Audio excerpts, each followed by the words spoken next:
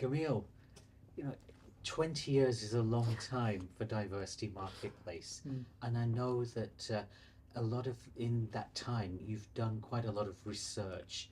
Could you just take us through a quick whistle stop tour of some of the research? Yeah, of course. Well, I think early on in my diversity, equity, and inclusion career, I worked for Havas and Barkers, Mm. and in both we had research teams. So, I worked with those research teams to actually look at positive action and look at what organisations could be doing to address some of the challenges that they were experiencing, particularly when it came to inclusion of minoritized groups. Mm. And one of the services that we ended up commercializing was positive action research. So looking at the perceptions of minority groups towards employers. These are external community groups, but also the reality of working for those employers from a minority perspective in terms of how they experience the culture.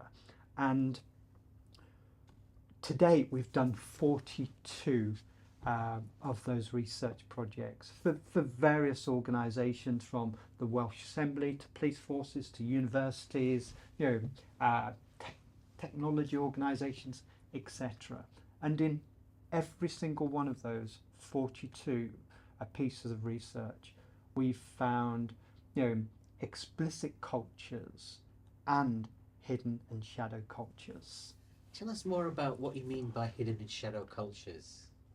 Okay, well, I'll come on to the explicit culture first, Okay. because that's really interesting. And the explicit culture is how senior leaders within an organisation see the culture, because every single senior leader will believe that they are good, genuine, honest human beings that wouldn't discriminate, alienate, or exclude anybody.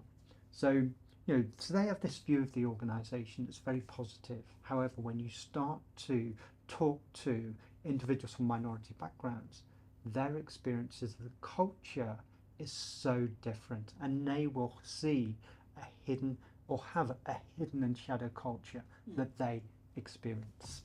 I see. And when you say they have a hidden or shadow culture that they've experienced, can you give an example of something that's been shared?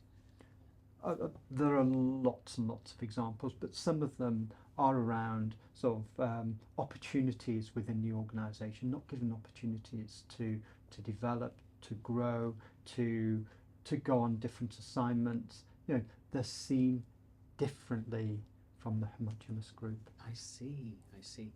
And so this research has helped to highlight some of these things, which then empowers the client organisation to address them effectively.